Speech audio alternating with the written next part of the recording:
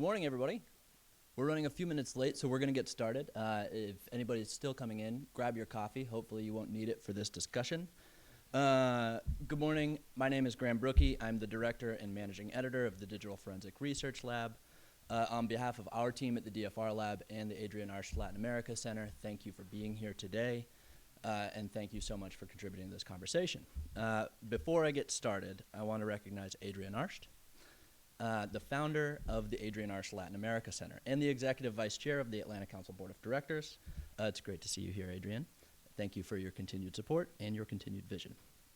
I'd also like to recognize my colleagues and partners in crime, or countering crime, as it were, in this conversation. Jason Marzak and Paula Tufro, the director and deputy director of the Latin America Center, are partners for this project. Roberta Braga, without Roberta, none of this would happen today. She's been the coordinator for this entire effort here at the Atlanta Council, which has been a joint effort, as well as our staff that's been working on this work both here in DC and throughout the region for the last year. Today's discussion is one that our teams have been looking forward to for a long time, mainly because it's a culmination of a years-long effort. In 2018 and into 2019, the DFRLab and the Latin America Center here worked together to identify, expose, and explain disinformation in 3 of Latin America's biggest elections, Colombia, Mexico, and Brazil. And that's chronological, not in terms of importance.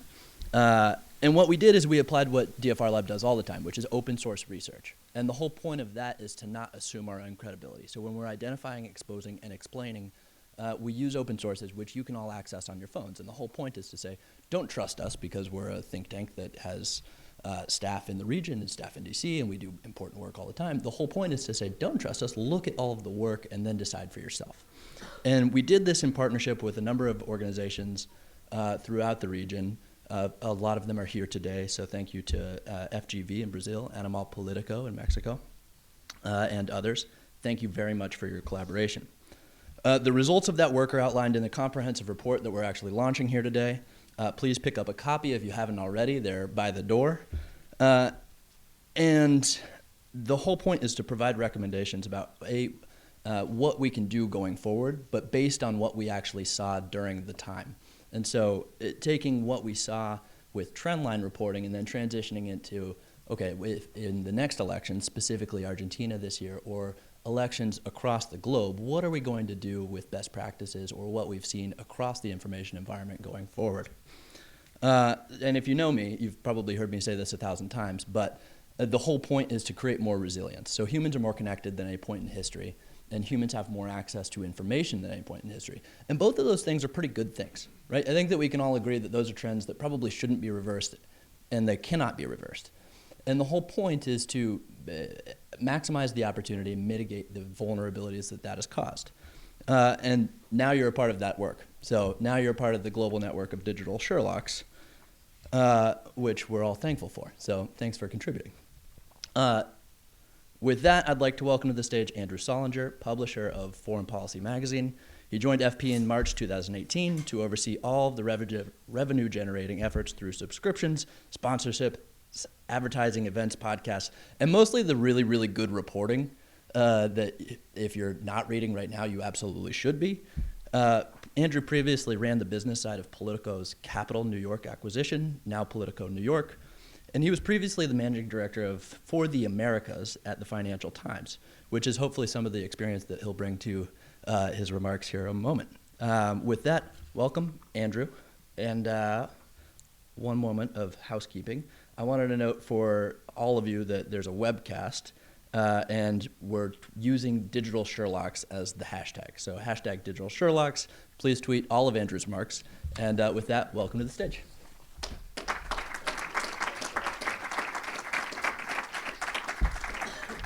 That will be a first in my career if everyone tweets all of my remarks, so I really welcome that.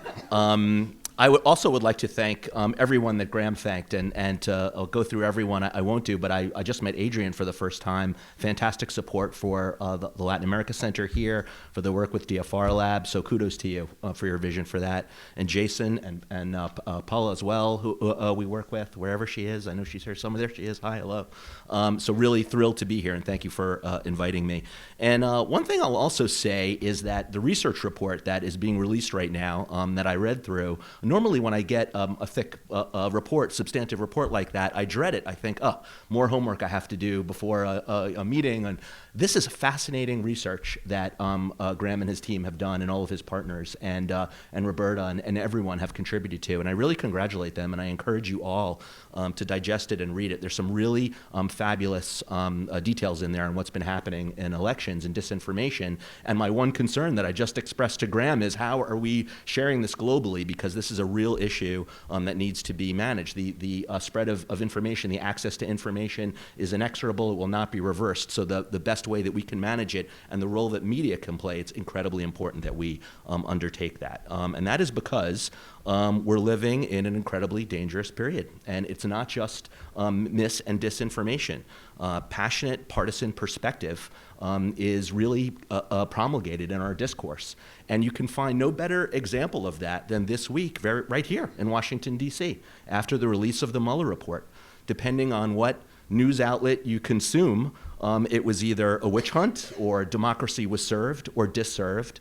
And while there's no election taking place in the U.S. right now, you can bet that that will play a critical role in the 2020 election.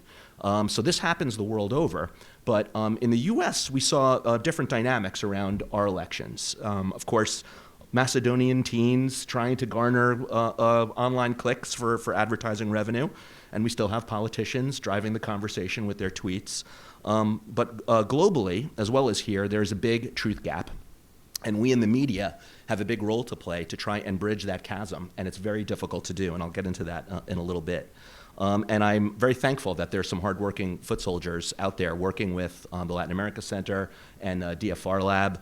And I think it's fantastic that they're working to debunk and bring to light some of this work. I'm also in the report in particular some of the work on the network of buying and selling of likes and shares in Mexico, the circulation of conspiracies and election fraud allegations in Brazil. Really interesting stuff that everyone should take a look at. So please do. I have a global perspective at foreign policy. That's what I'm worried about, not just Latin America. And when I think about what's happening around the world, I can think of examples of people, organizations, heroes, personal heroes of mine that I really want to make sure we keep in mind as well, and that I hope are able to see this research. I had the pleasure of meeting Maria Reza of Rappler from the Philippines in January. She spoke at an event that I was attending.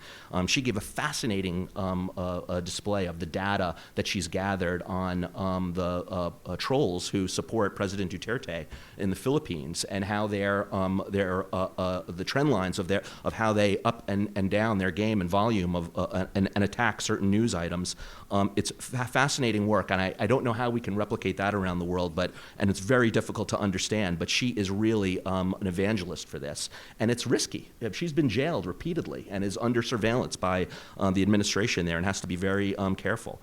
And she's also taken that message to the social platforms. And I know she met with Mark. She told the story about Mark Zuckerberg, which I think was the old Mark Zuckerberg, where she mentioned that she talked to him about how 70% of the people in the Philippines use Facebook. So it's incredibly important that Facebook be aware of what's happening with these trolls and these influencers in the Philippines. And she says that Mark's response was, well, if 70% of the people use Facebook, what do the other 30% use?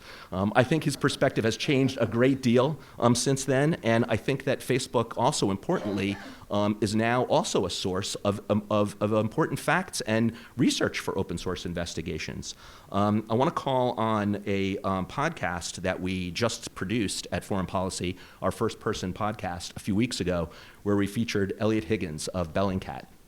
Bellingcat does not focus on elections. It focuses much more on security, but they have made a business of open source investigations, and Facebook is critical to that endeavor. They really made their chops by identifying and proving that a Russian missile did indeed shoot down a flight MH17, the Malaysian Airlines flight over the Ukraine a few years ago.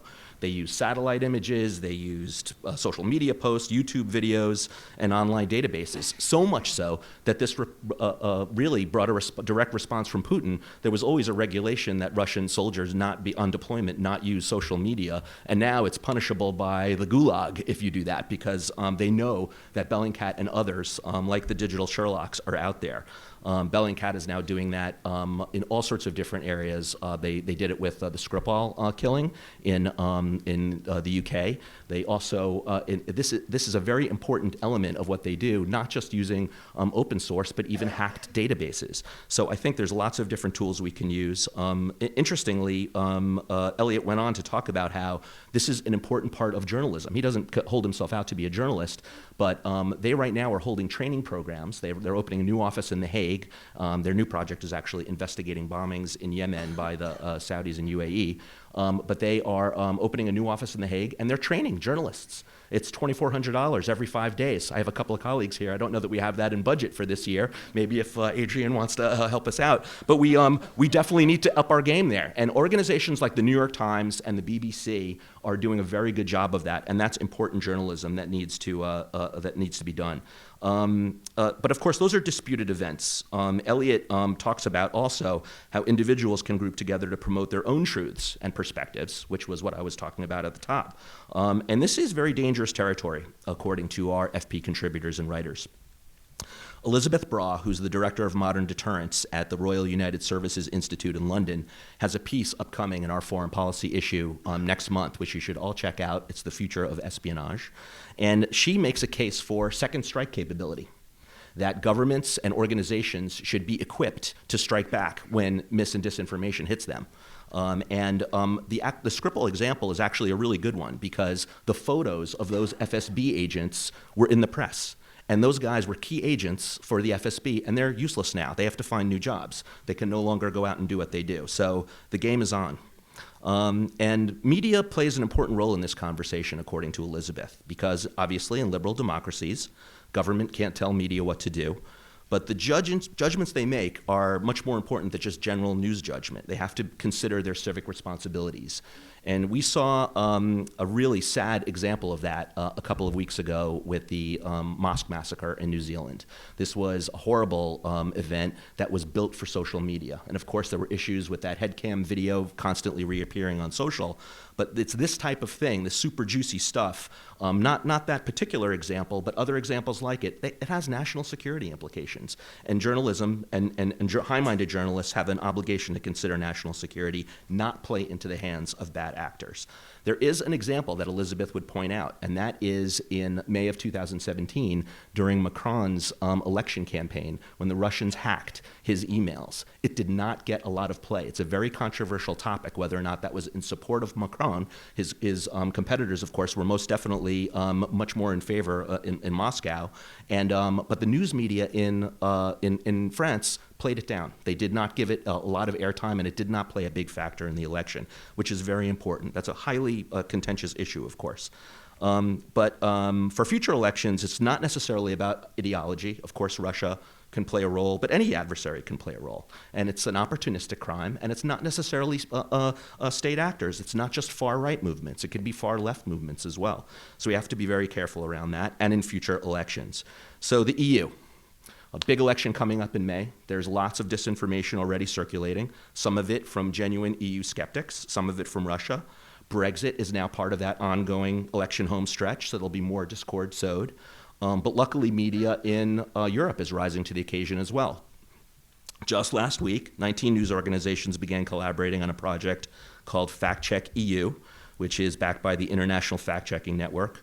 And they're going to work on rhetoric and misinformation in Europe ahead of the May parliamentary elections. And they know that, we were just talking about this earlier, disinformation and misinformation, it knows no borders geographically, and it's not isolated to one platform. It crosses platforms. If you squeeze it in one place, it'll go in the other direction. The example that FactCheck EU is using right now is the language barriers across this geographic area of the EU.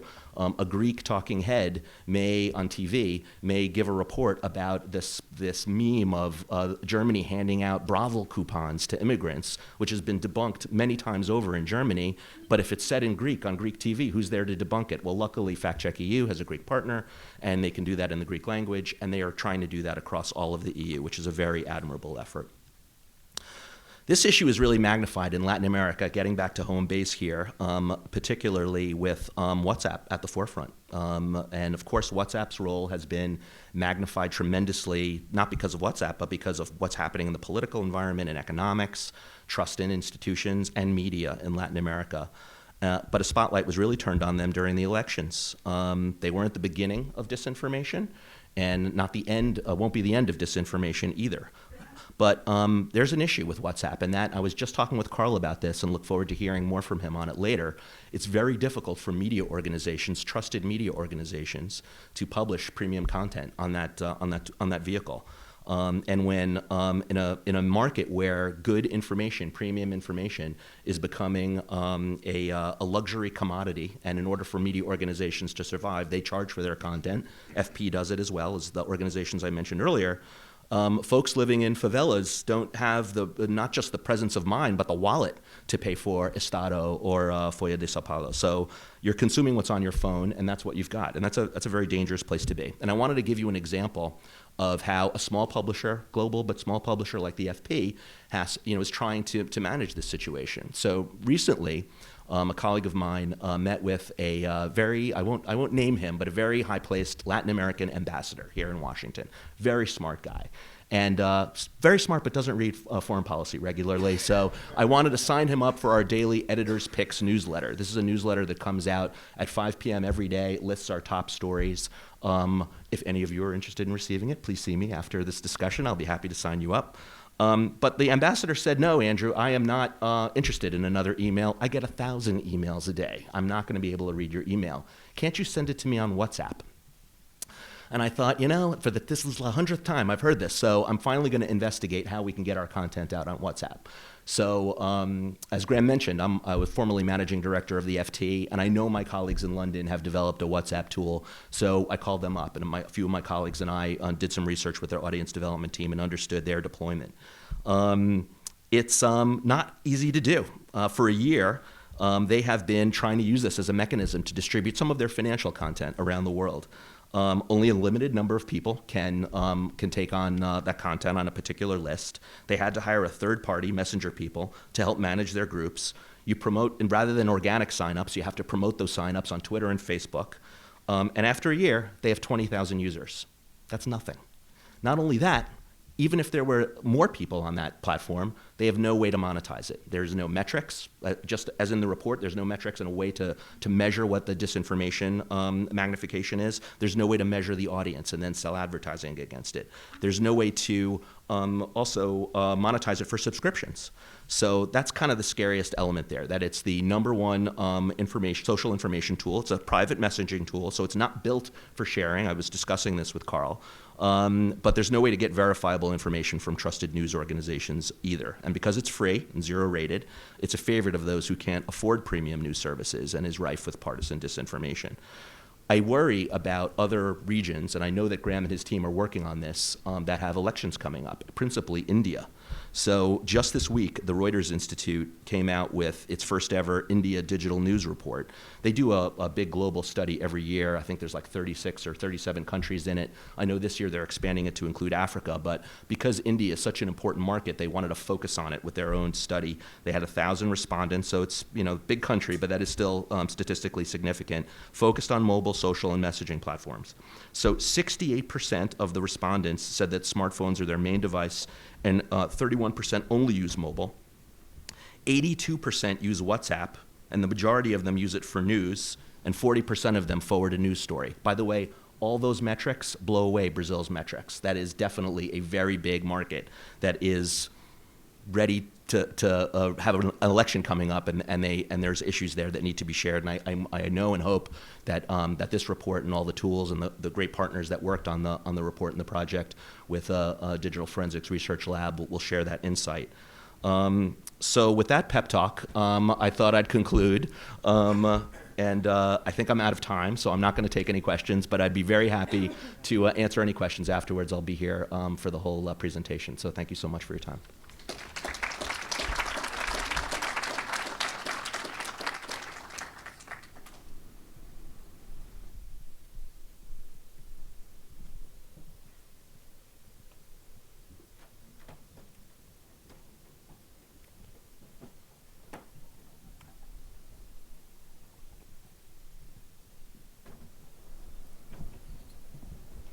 All right, Good morning, everyone. Thank you, Andrew, so much for your opening comments. I think you've really laid the groundwork for the role of media, and it's something that we'll be talking about today as well on the panel. As Graham mentioned, my name is Roberta Braga. Thank you all for being here today. I'm thrilled to be sitting alongside partners and colleagues from the OAS, from Brazil, Mexico, and Colombia, with whom we've been working together for over a year. Today we're going to talk about not only the trends that we saw during our work in Latin America over the past year, but more importantly, how they can be applied going forward, not only in the region, but also in elections around the world, important elections like Andrew mentioned. But for those of you who've been following elections in your own home countries, you know that this is a lot of work, that it doesn't end. Disinformation is not going away overnight. In my case, in Brazil, it was almost like a series of mini anxiety attacks, seeing that happen. I'm sure that people in India will feel the same way this year, but we really couldn't have created the impact without the collaboration with all of you guys. So thank you so much for flying up from the region today. Today's conversation isn't the end of any one effort, but rather the beginning of conversations with technology companies, with government, civil society, and media. And as we become more connected online, I think that the issues posed by disinformation as they evolve will become even more important. I know, though, that we're on the right track when I look at all of you here today, because we have people here represented from all different countries and all different industries. If I'm not mistaken, we have representatives from Japan, Bulgaria, El Salvador, and Guatemala in the audience. We also have people from the State Department here in the US, from Google, from S&P Global. So clearly we all have a very vested interest in this conversation, and I'm really glad that we can be starting off this event together. So I know that our time is limited today, so I'd like to start now by introducing our speakers, starting with Gerardo de Casa, who's immediately on my left. He is a director at the Department of Electoral Cooperation and Observation at the Organization of American States, where he's led more than 50 election observation missions in 20 countries. He was previously at the National Electoral Institute in Mexico, the INE, where he served as deputy legal coordinator, director for overseas voting. So he'll also have the perspective of the regulation side on Mexico. Next is Tania Montalvo, the executive editor of Animal Politico, an independent news organization based in Mexico. Tania served as the editorial coordinator of Verificar 2018, a very groundbreaking initiative that brought together over 90 allies, including state and national media organizations, civil society, universities, all under one brand to address disinformation in Mexico. She's given fact-checking and information verification workshops all over the world, so I'm really glad she can share her perspectives with us today. Thank you, Tania. And next to her is Carlos Cortez. He is the founder of Linterna Verde, a nonprofit organization based in Bogota, Colombia. Like the DFRLab, they use open source investigations to support civil society in addressing media manipulation and disinformation online. Prior to that, Carlos was the director of public policy for Twitter in Latin America, so he also has the social media perspective as well. Thank you, Carlos, for coming up. Next to him is Amaro Grassi, research coordinator at the Department of Public Policy Analysis at Fundação Getúlio Vargas in Brazil, and a fellow Brazilian. He was the lead coordinator for FGV's Digital Democracy Room and one of our core partners over the past year. He was previously a journalist at Folha de São Paulo for 3 years, so has the media background as well. It's rounding out to be a really great panel, and so finally we have Francisco Brito Cruz, the director of Internet Lab, a think tank dedicated to internet and human rights issues in Brazil. Francisco works on digital rights, on intellectual property and consumer rights, so he has the legal background as well. And he specializes specifically in internet policy and its relationship with politics. He's testified before the Brazilian Congress and spoken at a number of national and international events. So with that, I know it's a large panel, but I think it'll be a really well-rounded conversation. Thank you guys for coming. I will start off by directing my first question at you, Gerardo. I think that we all know, this is no mystery, that widespread distrust sort of underpinned all of the elections in Brazil, Mexico, and Colombia. But there was distrust not only in institutions, but also in the electoral process itself, and that manifested itself in all three countries in its own ways. So I wanted to ask you, why do you think that mistrust in the electoral systems manifested itself in Latin America as it did in 2018. Thank you, Roberta. And can everyone hear me? Yes? So good morning. Thank you, Adrienne, not only for this, but for everything that the Latin American Center does. They really do produce amazing work, and Jason does a great job, Paula, Roberta, on this. And it's a pleasure for the OAS to work with the center. So thank you for that. Getting to the question, so I think several things. First, there's an institutional cycle. So most of these electoral management bodies in the 90s and the early part of the century really began to be independent. They are now in their second or third integration or turnover of members. And in the beginning, they were very independent. And that was very uncomfortable. That was uncomfortable to media. That was uncomfortable to government. That was uncomfortable to political parties. And that has made them an easier target. That's the first thing that I would mention. The second thing that I would mention is that it works. From a political party perspective, it works to question the establishment.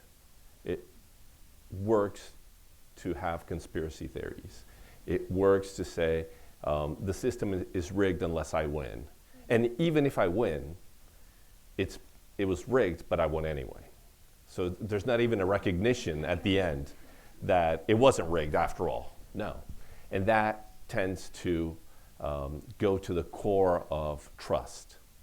And the third is a combination of I would say, the essence of an electoral management body, the incompetence of the electoral management bodies that we're seeing, and the failure to adapt.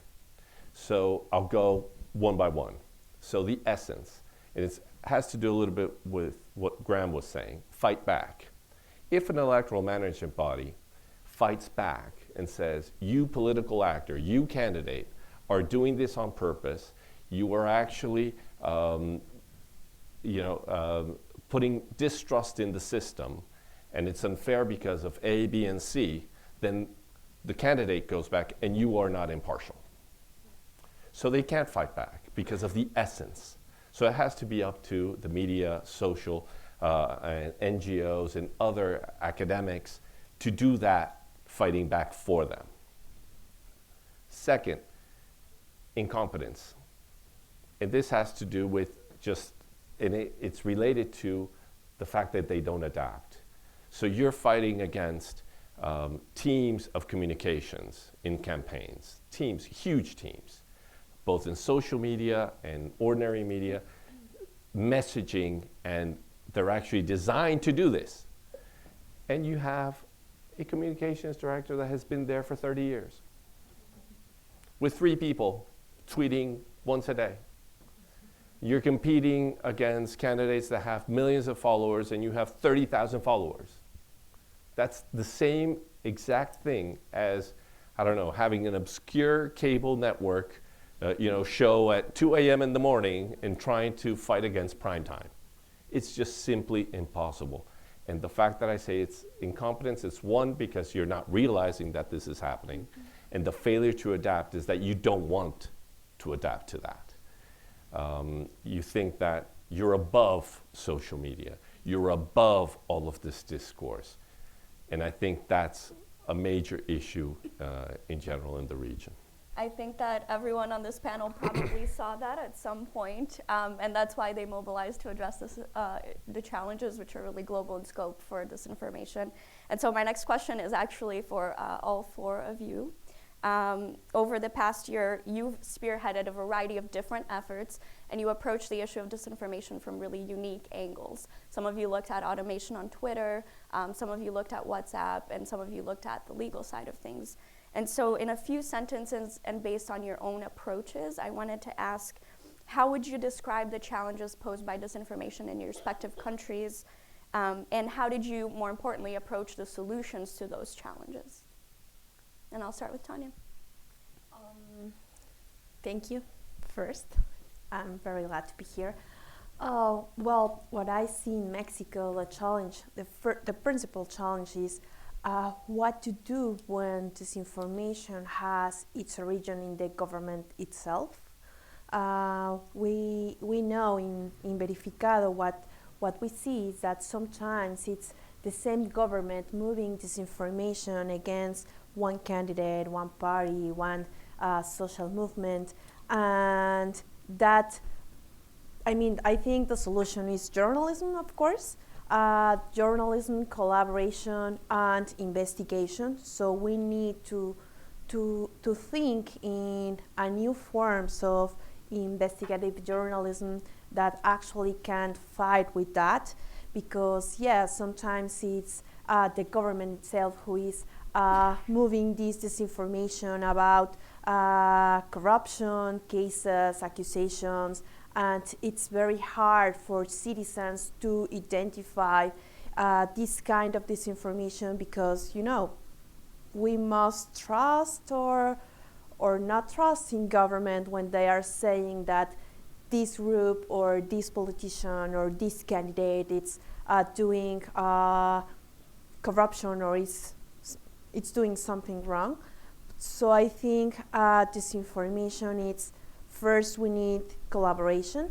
We need journalists, civil society working together, and also doing like a very trustable journalism. I think that this disinformation, it's also moving journalists to the basic to journalism, to ask always, to confirm always, to think in different perspective, and to explain and to put in the center of our work as journalists the citizen. The citizen going first, not the power, not the politician, not the groups, the power groups, so the citizen.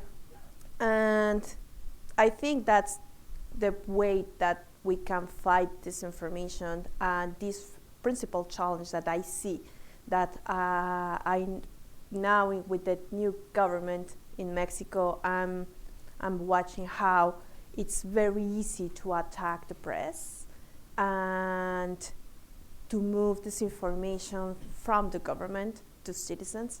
So we need like this collaboration and good journalism in order to attack that. Absolutely. I think that Verificado 2018 definitely brought together that collaborative effort. So I'm looking forward to talking about that in a second as well. But Carlos, I'll pose the question to you. So I would say that the main difference between Colombia and other countries of the region is that we really don't have an exact idea of what's happening in terms of misinformation as compared to Mexico or perhaps Brazil, that have been working on this for a longer time. So the basic question which we approached this problem was, how are people really forming their opinion in the digital landscape? What are they really consuming in order to take decisions in the matter of a campaign, for example? We had the immediate context of the 2016 referendum of the peace process, where the conclusion of the people were this was the no, the against party won the referendum just using WhatsApp. So that was like a pretty clear conclusion, but it was an informed conclusion. We didn't know exactly if that was right or not. So I would say that's the first thing, that our starting point. Our study on WhatsApp concluded that it was not really such an isolated phenomenon. It was not just like this independent driving force, as Andrew was saying. It was not the beginning or the end of misinformation, but it was combined really with other factors. I would just say that we have three challenges lying ahead. The first one is civil society needs to leverage their effort. As you were saying about the government, we're facing sophisticated operations, we're facing bigger budgets, so we need civil society to have a better understanding of this and the tools to work on the issue. On the other hand, I believe the fact-checking efforts of the media and the journalistic initiatives have to be also assessed critically, if they are really working, if they're really having any impact, if people are really going to the fact-checking resources to readdress their opinion on a previous thing, because I feel there's something there that might be interesting for a niche, but is perhaps not working abroad to other audiences that we need to work with. And the third one is just a very usual recommendation, and it's working on digital literacy, but I'm not so pessimistic in that regard, because I feel that WhatsApp usage in Colombia, if you compare it right now and 3 years ago, it has changed a lot. So, for example, my aunts won't believe any message they receive nowadays, but perhaps 2 or 3 years ago, they would believe anything they received. So people start evolving. As you know, technology is a relationship between how people use it, the social context, and I believe there's something different, and it's perhaps a matter of getting used to it and finding new avenues to consume and to use the platform. I think that's very optimistic. I'm glad that your aunts don't believe the messages they get. Some of Gotta be mine do, optimistic. so hopefully they're not watching right now. But Amadou, and what about you? First of all, I would like to thank you, Roberta, for the invitation, and thank you, the DFRLab and the Latin America Center, for the partnership during the Brazilian election. I think it was a very well succeeded experience regarding the goals that we defined for our project. But I think your question, Roberta, already have some answers, because I'm pretty much convinced that there's no one solution, right? There's no one kind of action that could fight disinformation with effectiveness. So I would point out that the best approach to this kind of problem is more like a coalition-like initiative, where like Gerardo said, you must have the initiative from the state perspective. The electoral authority should know and should address the problem properly, have the political will to equip itself to understand the problem and to enforce and empower organizations that can help handling the problem. You need, of course, the media. The media is a key actor, bringing the stories, reaching the broader audience on what's going on. You need the research centers, because we need to understand better what is the phenomenon, what is happening in the digital environment. So we need data. We need access to data.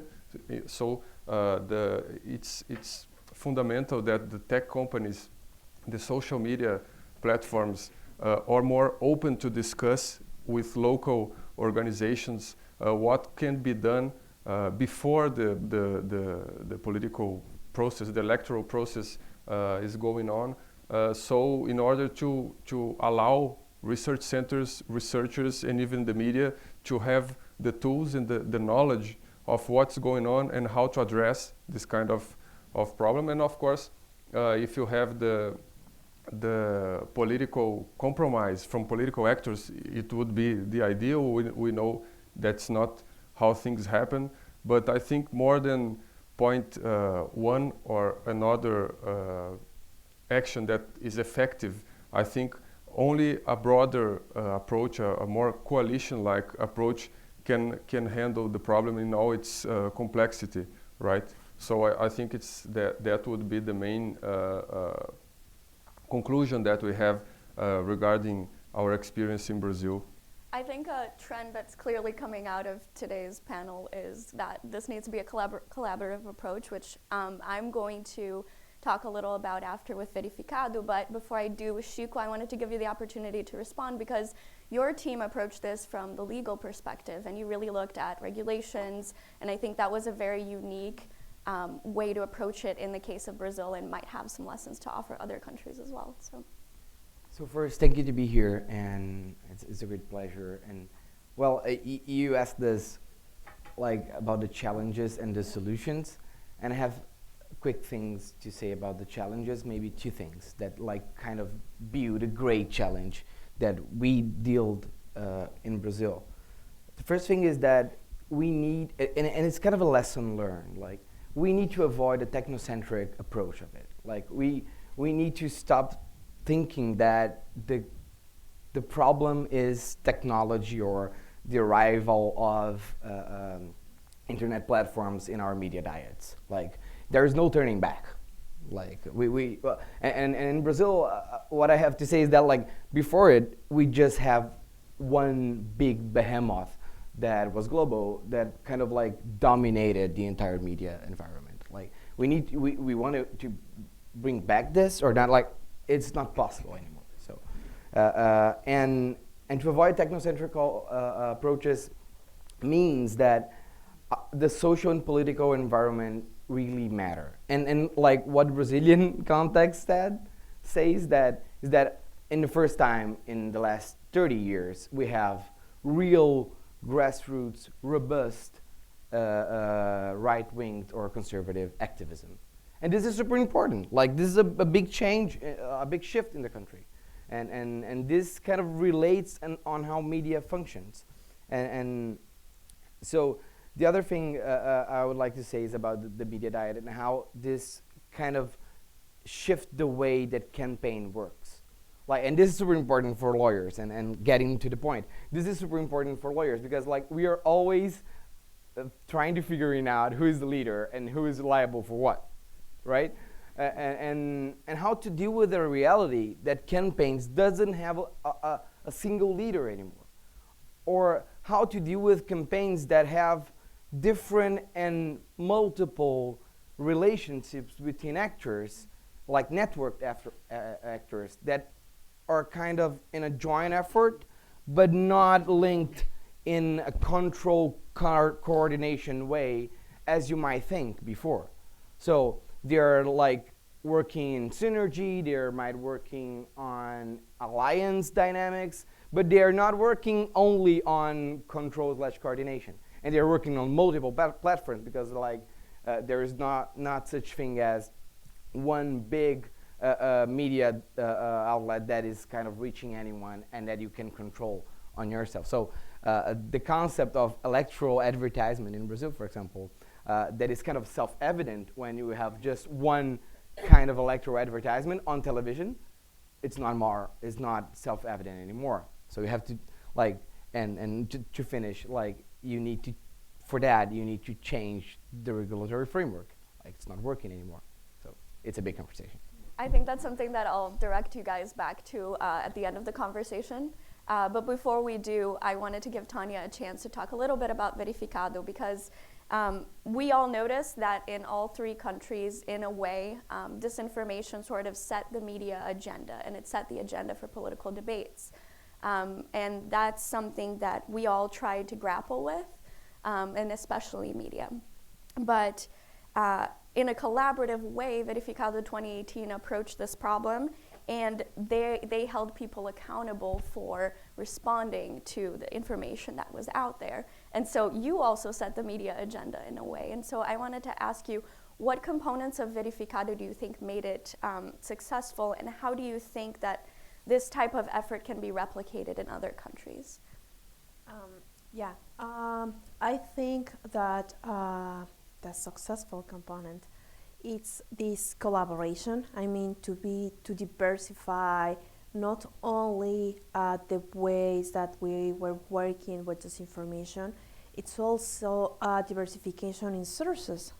I mean, we were digital media, but also traditional media. We have local TV, national TV, local radio, national radio, local newspapers, national newspapers.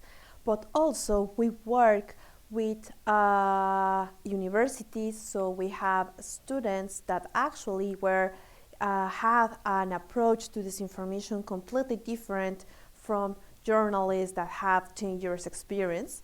And at the same time, we work with a multidisciplinary team, We were not only journalists working, we have economists, for example, some law students watching this information and this phenomenon in a different ways. So we as journalists, we have a new approach to information with these new views from students and from young people that they see the information different, in an economic, in a law way perspective.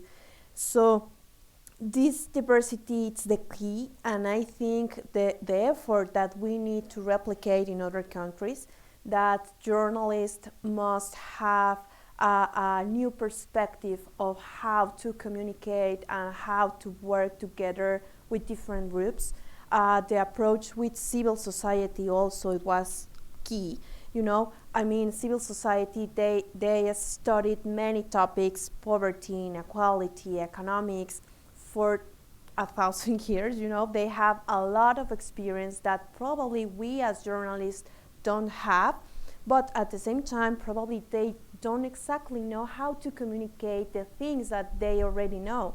So working together, I think it's like we achieve like a new ways to communicate in a multidisciplinary team, in multi-platform also. I mean, it's only that we have different types of content, not everything in text, not everything in video, not everything for social media. I mean, thinking in different formats. Sometimes we as journalists think, okay, everything it's a text, everything it's a video, but no, we also have now audio. We need to think in the different ways to communicate also in WhatsApp, in Facebook Messenger, Facebook itself, Twitter. So this diversification of people working in the same, with the same objective, as I said before, the objective was think in the citizen first, not in the campaign itself, not in us as media, not in our coverage, in the citizen, what they need. It's the key for the success. We, for example, we as Animal Politico, we were lead partners in this coalition, but we as Animal Politico disappeared during the whole exercise because the brand was Verificado. And the 90 allies can use that brand. You know, 90 allies can say, we are working together in Verificado, so people trust in the brand, and people know that the brand was working with national TV, Televisa, with this media proceso that it's left and right, and they are like fighting all the time. But at the same time, they had independent, they had Oxfam, for example, civil society, and different views of information and different views of public policy working together. So people know that the brand, that Verificado, it was a project for them, and they trust and work with them.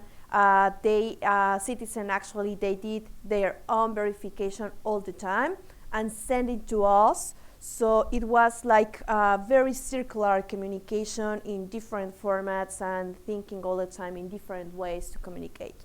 Dania, I actually have a follow-up question to that. I think it was a problem that we saw in a lot of different countries, so I will bring in also Carlos and Amado into this answer, but in your approach to this, how do you also assure then that fact-checking and verifications don't draw more attention to false information? I think that the approach is collective, but it was also a problem that we saw in Brazil especially. So Carlos, Amado, do you guys also have something to weigh in there? Yeah, that's a fact. You know. But yes, but what we learn also is that probably it's the way that we work. I mean, it's if we say all the time, you share fake news, you are wrong, this is a mistake, you are sharing fake news, and people will be like, oh, you are attacking me, or are you advising me to do it better? So media literacy is the answer, I think. When we explain things, when we give perspective with these explainers saying this is happening, this is the different perspective of this specific subject, that change things, because people receive this explainer content completely different from the content that it's also false, you know?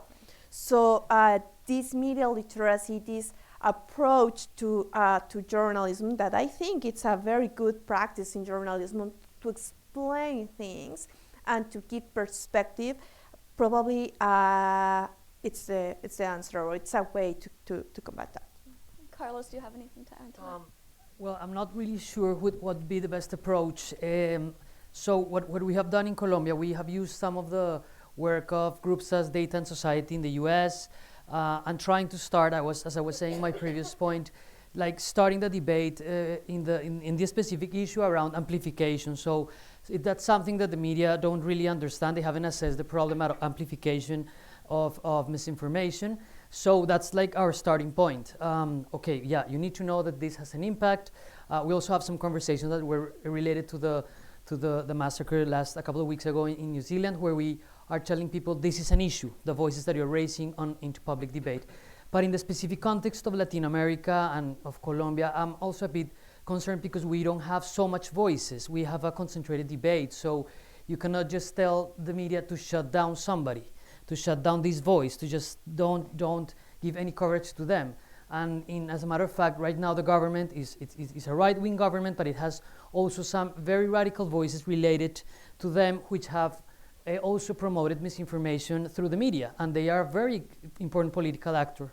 So it's not easy to just go to the media and tell them you must not use fact-checking or misinformation strategies to raise the voice of these people when they are such an important political actor in the debate. So I would just come back to what I was saying at the beginning. We at least want to start with them understanding what amplification is, because we have some very, very high-profile journalists in radio especially that they discovered Twitter, I don't know, last week. They just realized that Twitter is a thing.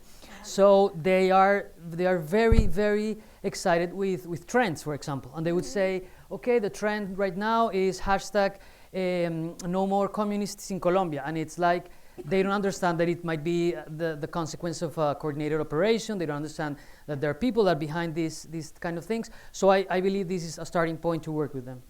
Okay, great. Amado, anything to add before I move to regulations? Yeah, And Valentina's queuing me. I have 2 more minutes. Yeah, I think there are 2 problems actually for the fact check. You have, as Tanya certainly know, one is the the volume of news and information circulating during a political election, during a political process.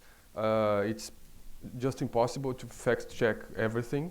And the second one is how to choose what is going to be checked, right? So that's why I think we need the answer to that is that we need to understand better. We have to know more about what is going on, have the perspective, have the bigger picture of if some fake news or some fake narrative is hurting actually hurting the political process, or if it's just a coordinated action from a specific group that is not reaching so far.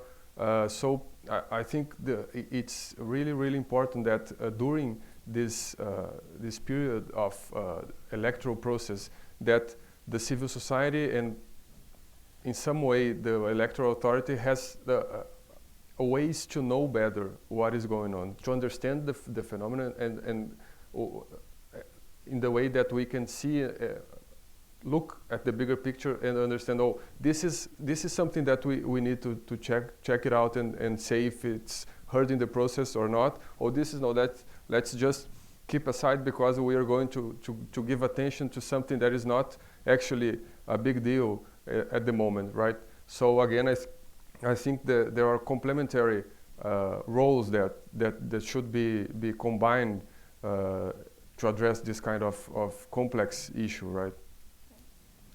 I will open up to questions in about 5 minutes, so everyone get ready if you have something to ask. But I would be remiss if I didn't also pose the question about the juxtaposition between regulations and digital rights, because you guys all mentioned that in your own countries, at least once, maybe some political leaders amplified disinformation by accident or on purpose, or media did the same thing by accident or on purpose. And I think that we can't ignore the fact that the regulations are outdated.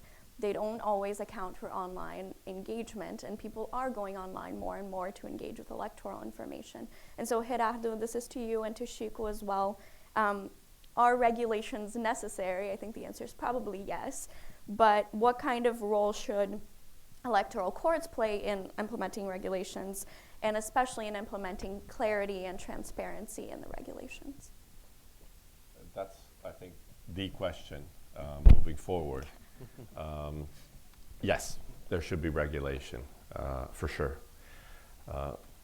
From our perspective, the OAS is working, especially my department, with the Rapporteur for Freedom of Speech um, of the Inter-American Commission of Human Rights to make sure that we are not actually recommending things that limit freedom of speech during the campaigns in our electoral observation missions. We have been working with Facebook and with WhatsApp, especially in Brazil, but we really think that there should be a stronger relationship and even training between social media platforms and electoral management bodies, just so they understand that if they, we had in Brazil, they suspended WhatsApp for 24 or 48 hours. It's happened, I think, in India as well. So I think, and people just moved to Telegram. So you have to really, see where that is going. I think the main issue that has to be addressed is political finance. When you try to transparent, accounts and spending, campaign spending, you are not putting down in your receipts, 1,000 bots or, fake news design. So there's a lot of dark money in this, but we are seeing campaigns moving towards more digital in places that you wouldn't expect. And I'll just be very brief, but El Salvador.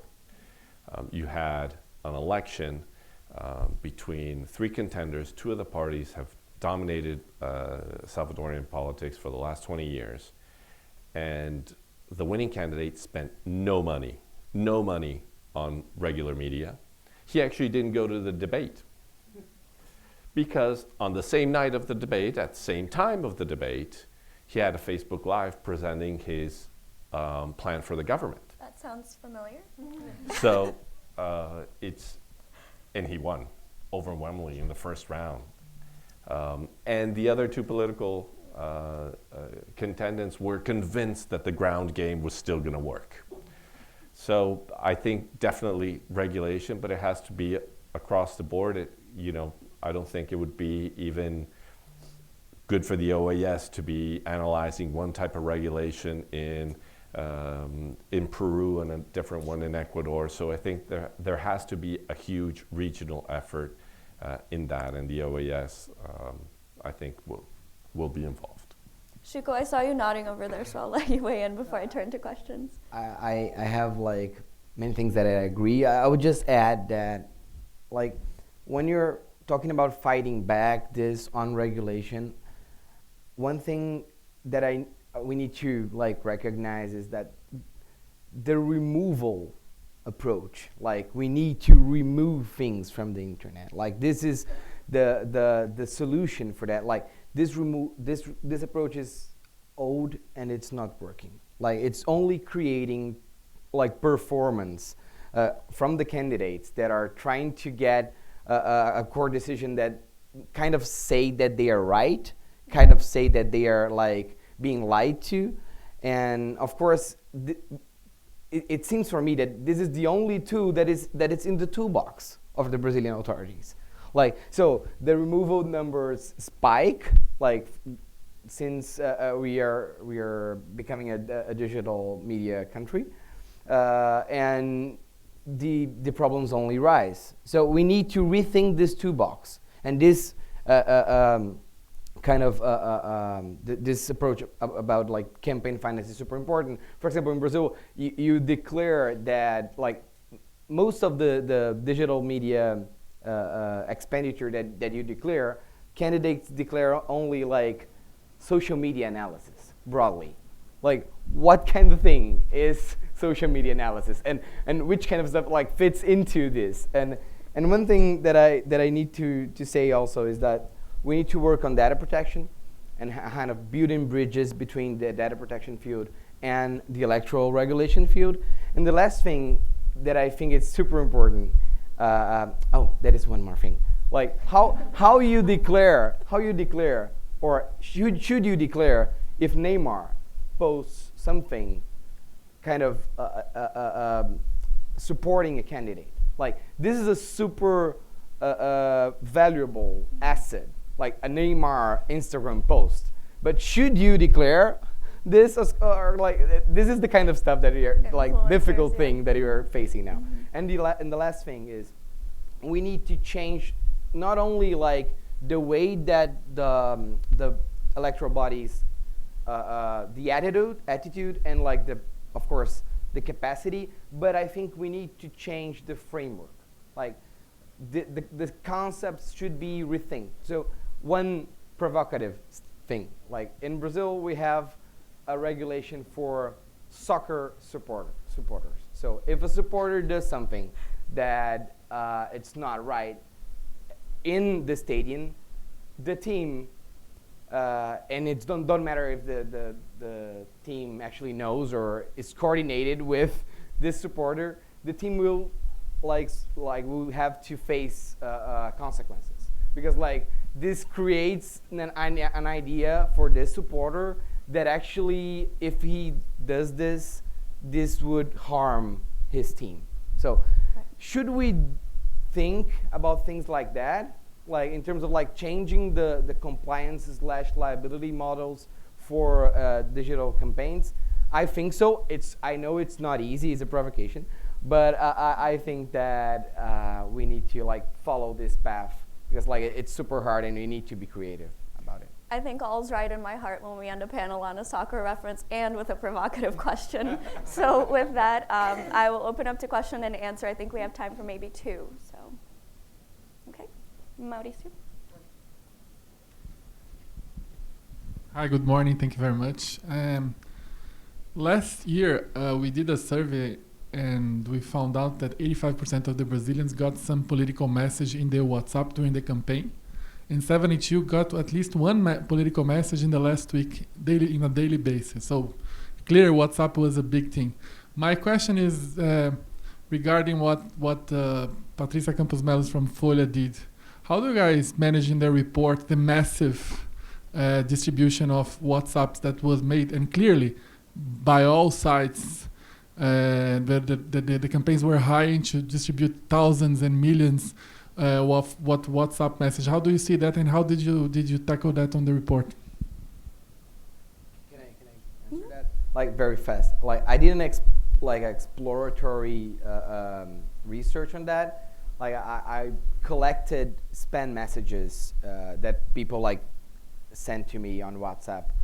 I reached like a number of people. Like it is not like statistically relevant, but I got a portrait of which kind of spam was circulating, and the answer is there is spam for everyone. Like everyone is spamming, and not like a message was not massively spammed to a number of people only. Like there are different candidates, different races, different political parties, and etc. So at the same time, we need to shift this conversation also and bringing WhatsApp to the conversation about like what kind of measures that they are doing to combat that, because I think we only start to know and to understand the measures after WhatsApp published a paper like 2 months ago or something, saying what kind of stuff they are doing, and this is super important. Because like I think this is an issue. This is a data protection issue also, because like people are getting the phones of each other to make this, but I don't think it helps if we see this as a kind of a great conspiration of a great big cannonball that changed the entire election, because like probably we are only in the beginning of the process of understanding it. So. Well, luckily we have a panel with WhatsApp and Facebook right after this, so we can bring them into the conversation. Time for just one more question. Right here.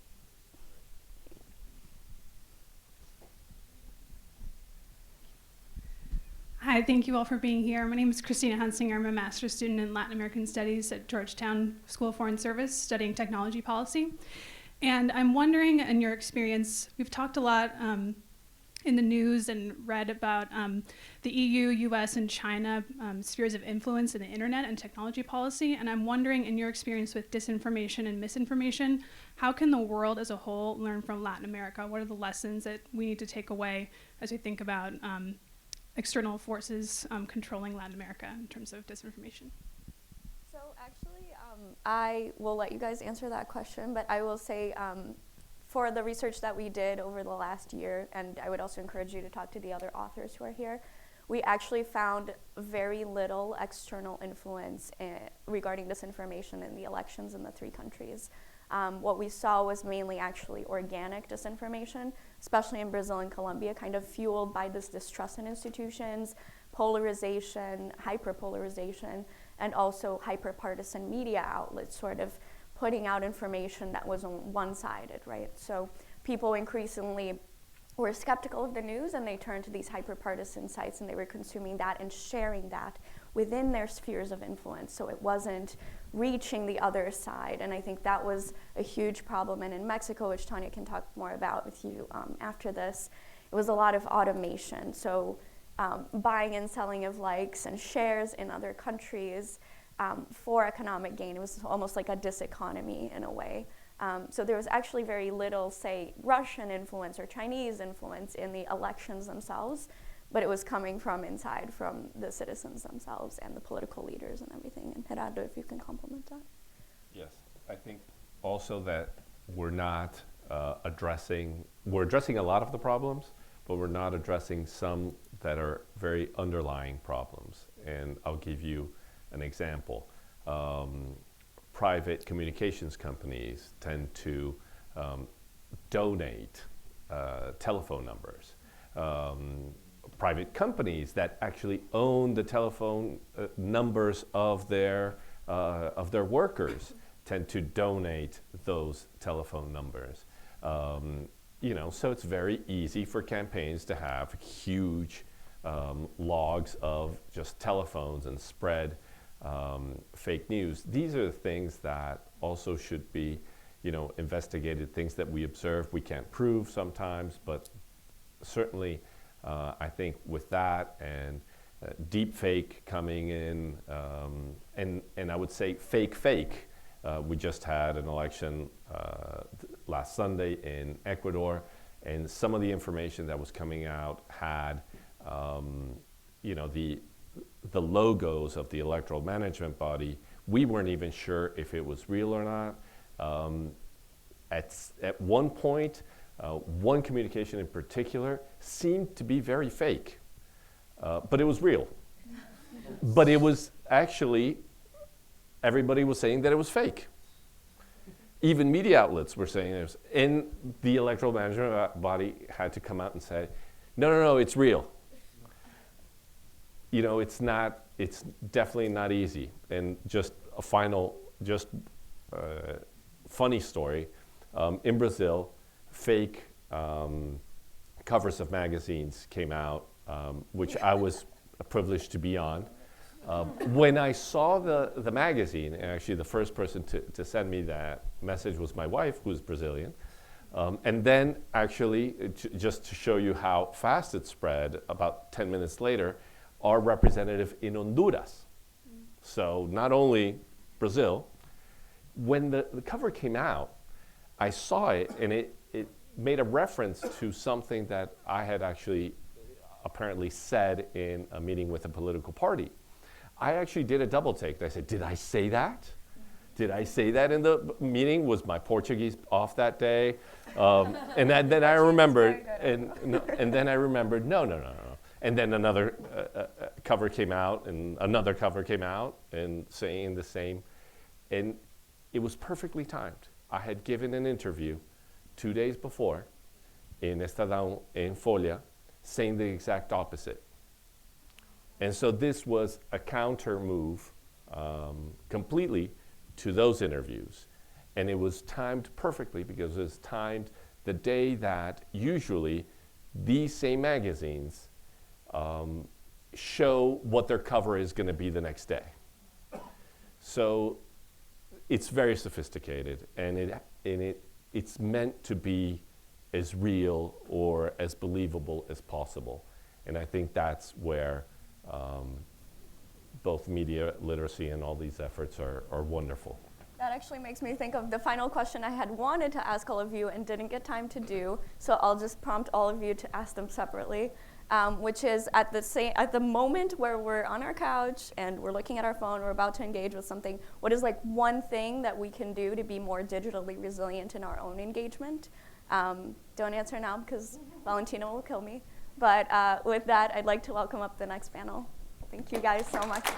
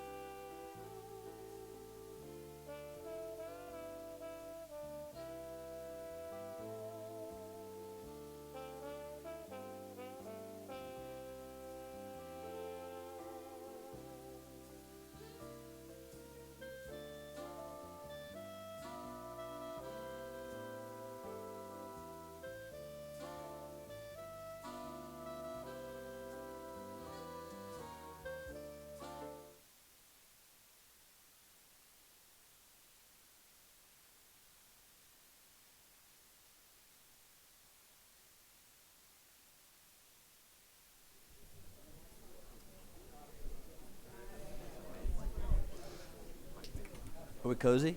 Cozy. Thanks, Graham.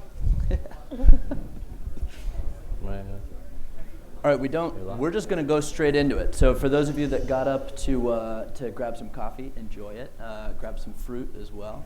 Part of what we're doing now is fighting disinformation on health issues, so make sure that you're covering all your nutrition bases.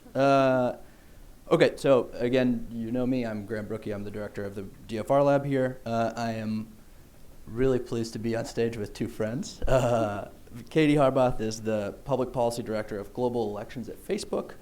She is responsible for building and managing a 30-person global team that manages elections across over 40 teams at Facebook, Instagram, WhatsApp, and any number of other things that Facebook owns at this point.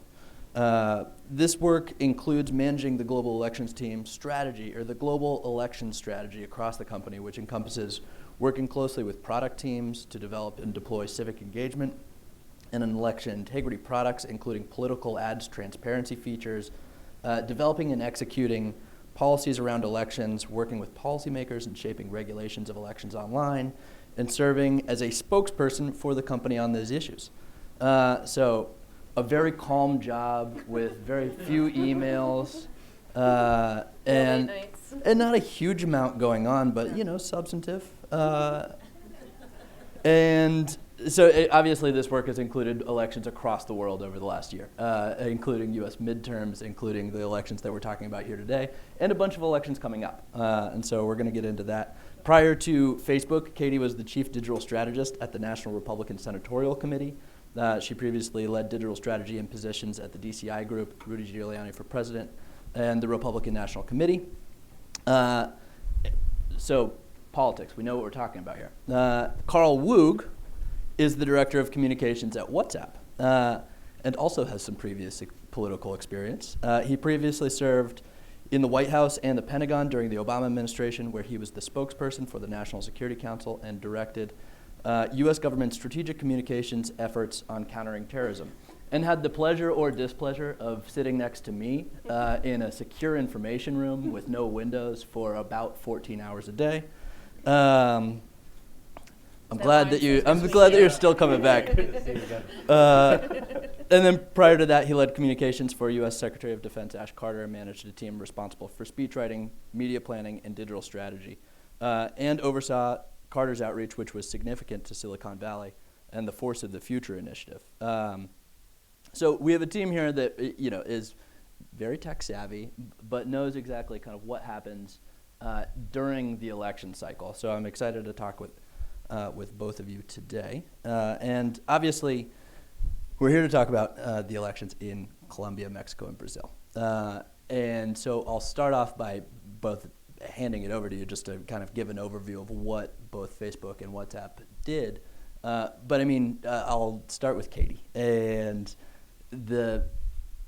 I'll preface it with the context of Mexico, where it was being seen as in a news cycle where, okay, Mexico is this big case study, and it's it's one of the first elections at scale with a lot of different local partners or local elections and national elections, a super polarized media environment.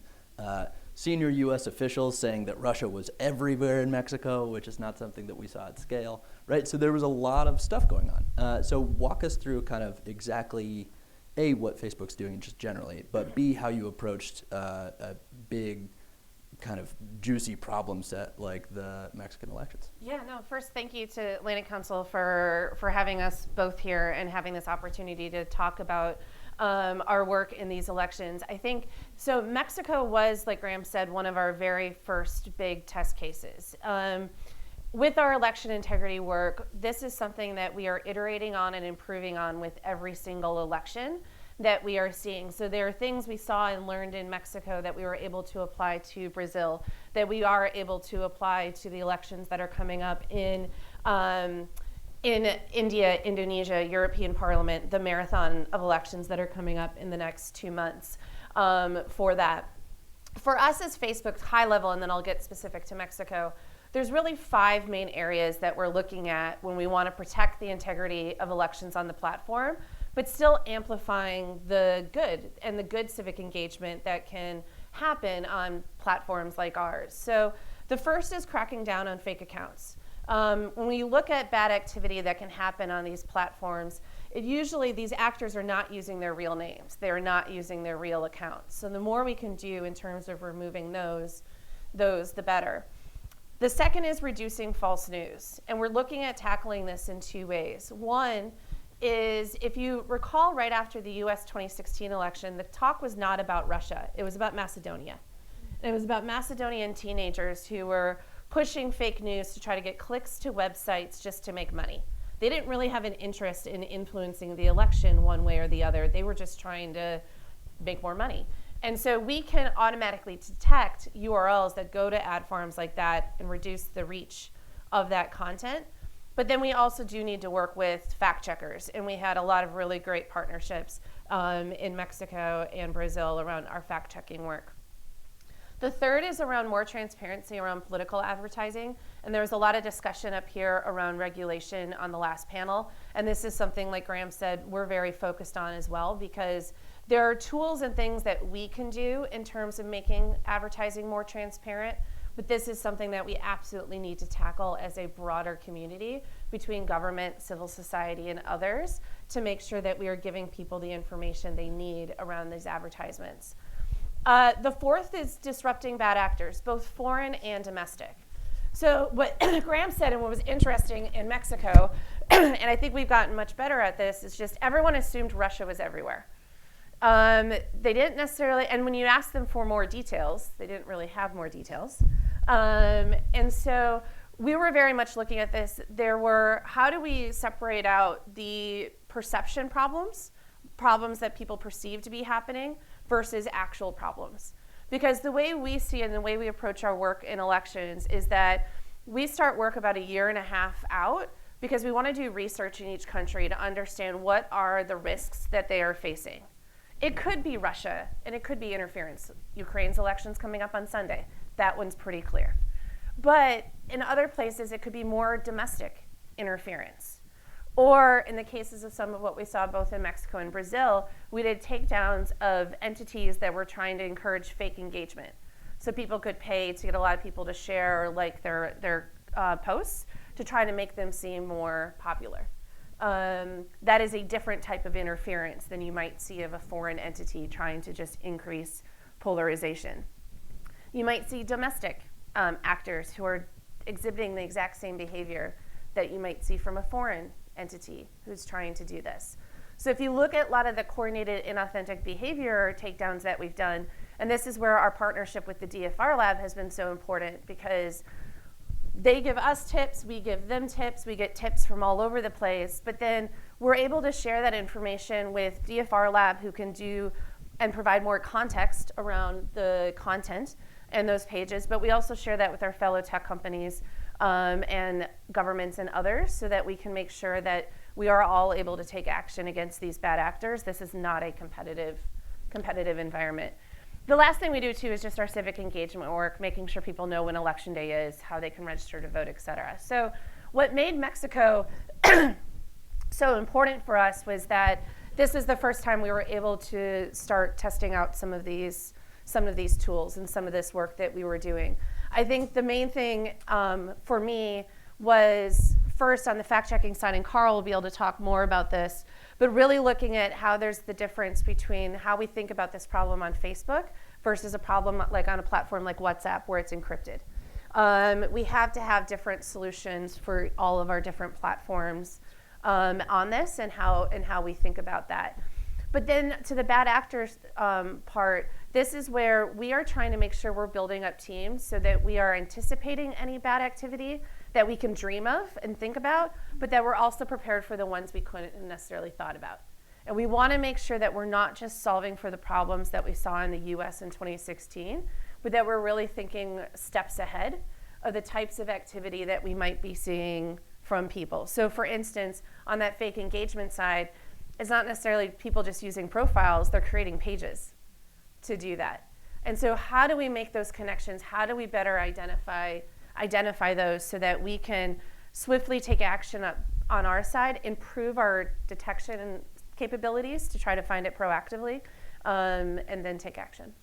Thank you. And so one point of clarification is when we talk about social media writ large, I mean, a lot of the conversation that we have about social media as a term assumes that social media platforms are the same. Yeah. And that's a very tricky conundrum for companies or for civil society or policymakers to go into a decision maker and say, okay, well, we're going to talk today about social media, but we need you to understand that Twitter does something completely different and is designed in a completely different way than Facebook, for instance.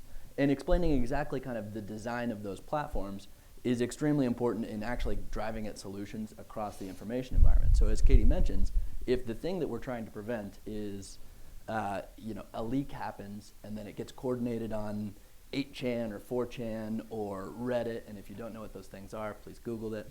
And then it spreads to Twitter, and then it spreads to Facebook, and then it spreads to kind of fringe media, and then it spreads to the New York Times for 3 weeks of news cycles. Yeah. Right? That's the thing that we're trying to create more resilience for. And so turning over to Carl, WhatsApp is designed in a totally different way.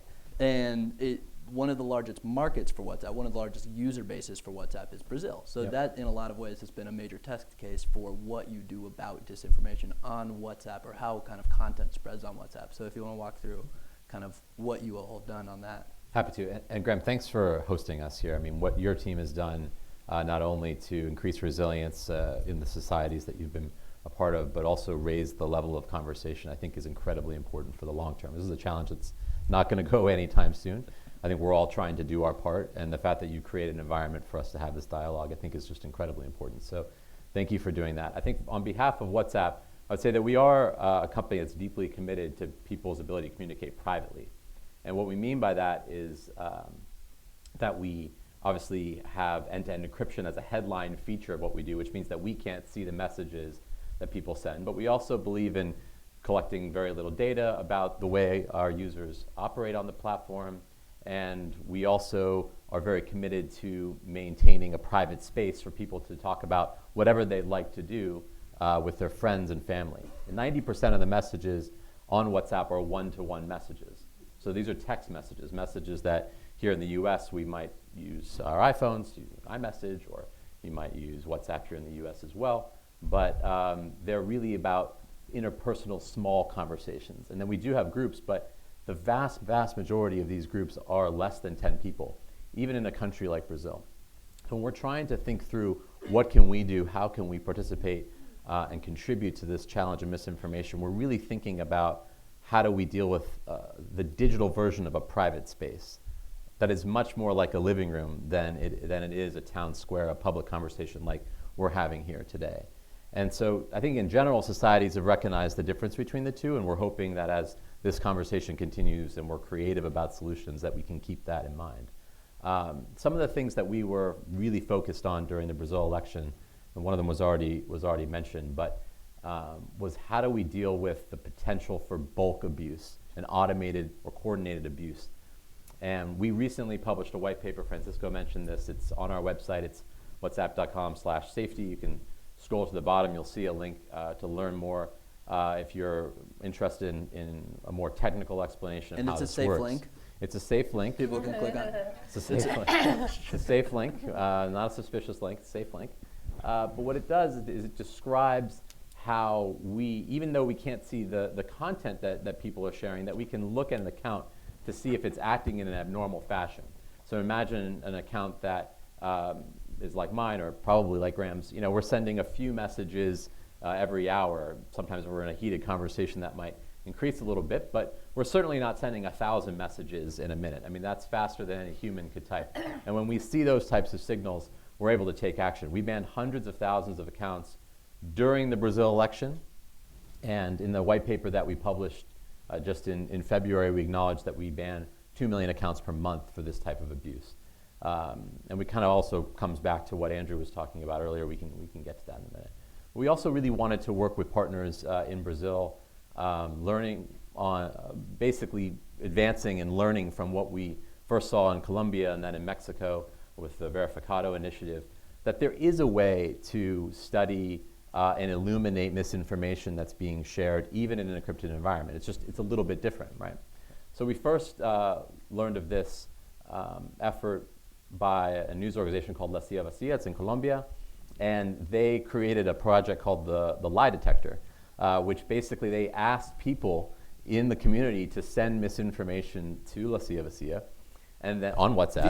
Via WhatsApp. So they published their WhatsApp number, said send it to us, and then once a week they would publish kind of the key fact checks from that week. And that model was very interesting. And Juanita Leon, who was running this effort, said the presence of a fact-checking initiative on WhatsApp, even if it doesn't reach every single person, is contributing to a conversation about misinformation in society. And it increases all of our awareness that there could be misinformation on WhatsApp. I think that was mentioned in the earlier panel as well, and we should be careful about that. So with regard to Mexico, we stepped that up, and we were really impressed to see what Verificar was able to do on WhatsApp. They actually broke WhatsApp on their phone because it became so popular that people were sending in misinformation. The volume of traffic actually burned true? the phone. All right. And so that led us to think, well, we need to expand this even further. When we got to the Brazil election, we worked with the Comprova Consortium, which was 24 news organizations coming together to encourage people to send in misinformation during the campaign. They received 70,000 examples of potential misinformation, and they were also able to use WhatsApp to respond to the users who messaged saying, actually, this is misinformation. Here's a link to a news article that explains this phenomenon. So that's a different way of approaching the challenge, but it's one that's resident and native to WhatsApp, and we think is very interesting and important. And I would say the last part is that we also really tried to work with partners in new ways for WhatsApp. I acknowledge that as a company that really focused on private messaging and still does, we probably weren't part of the national-international conversation for until very recently, and we were grateful to work with the Internet Lab, grateful to be able to respond to the OAS mission, grateful to work with Nós Conteúdo, other organizations in Brazil on raising awareness about misinformation, encouraging people not to share rumors, and learn together through what was one of the most important elections of last year. So as a way of level setting the conversation, is it fair to say that, just going back to the talk about design of platforms, is it fair to say that Facebook is kind of like a town square versus WhatsApp, which is kind of like you and I talking in a private space? Just in terms of how users actually interact on those platforms and... Yeah, I think WhatsApp's definitely, a lot more living room. I think Facebook's a combination of town square and living room, depending upon how you're using the platform. I would say Instagram's similar, particularly when you start thinking about stories versus what's on your news feed and all of that. And I think an important thing too, as we're having this conversation, is that we're looking at both what is the content, what are people saying, and how do we make that more transparent, and how do we fact check against that? But then also looking at the behaviors that people are exhibiting in trying to spread this information or trying to act in nefarious ways, because both are important signals for us in terms of some of the actions that we are taking. Right, that makes sense. And so in the last session, Carlos said that there's an ongoing evolution or mental shift to not necessarily believe everything that you see on the internet or on social media platforms. And for me personally, that means that my uncle is not sending me as many things as he once did, much like your aunts are not sending you as many things as they once did. But how can we make that happen at scale? So that's resilience, right? And if there are things that the companies can do, like are there technical changes? And that goes back to another piece, which is not having as many, having a more kind of policy-based conversation about this. But what can we do in these elections, but also in the upcoming elections, to create that as a conversation, to create a barrier cost? I mean, one of the big kind of things that we think about a lot is that there is no cost, social cost, for lying on the internet. And so much like if I were to lie to you right now, I would pay a social cost, I would hope. But that doesn't exist online. So how can we scale that up in elections? And is it just a technical solution, or is it a policy solution? Is it all of the above? What are kind of some of the steps that social media companies, which are leading on this as opposed to governments, can do? Well, can I jump in on this? Yeah. One thing that we did in the product, and then we coupled it with some broad education, was to add a label to messages that were forwarded. For the first 9 years of WhatsApp, if you received a message that was forwarded, it wouldn't be marked. And the reason why, you can just think of the mentality of the company at the time, was, let's say I shared a photo with you of my kids, right? And then you forwarded it to, we're, let's say, in a family. I forwarded it to you, and then now you forwarded it to our sister over here. And she said, wait a minute, you didn't send me that photo first, right? Like, that's the dynamic that it sort of created, where people were like, why am I getting this message not first? But I think it also was very hard for a user to receive a message that was in all caps saying, from a loved one saying, like, there's going to be an earthquake tomorrow, right? Mm-hmm. Because I think mentally you look at that and you think, my God, my loved one thinks that there's going to be a disaster tomorrow. And the forwarded label was the first step for us to put in a cue that this came from someone else, right? This origin was farther away than your most immediate contact. And then for us, we coupled that with really broad education on the broadcast platforms in Brazil, and we're doing this in India as well. This is radio, really important to be on the radio talking about this change, and that if you see something with a forwarded label, it means you should doubt its origin, and you should think before sharing it again. Right. And to be in the weeds, can I ask a follow-up question about that? So WhatsApp has limited the amount of things that a user can forward, or has limited the amount of forwarding. And the intent behind that is to kind of curb the potential for virality on that platform. So how has it worked? Yeah, that's a great question. So earlier I mentioned that we have systems in place that deny the ability for a particular account to send messages at scale. So and we could talk about that. But we also just know that, particularly in some countries, people have a desire to share what they receive, even if it's benign, like a good morning message with a attractive GIF or something like that. But spicy meme, classic. Yeah. That's what I send you every night. But we also know that can also be a vector for abuse. Right. And so we recently set a limit, a global limit now, that you can only forward a message to 5 chats at once. And if you try to attach to more than 5 chats, you get a notice, a warning. This creates friction in the system. Overall, what we've seen is it's decreased the amount of forwarded content on the platform by 25%. So it's a significant amount of messages that are no longer being sent. We know some of that may be very good messages, but we also know that some of that could be a vector for misinformation. We thought it was the right decision to maintain the private nature of the service, to not really, encourage this viral sharing. Right. I mean, a lot of the folks that were questioning encryption prior to the election are very much in favor of encryption now, given the outcome of the election.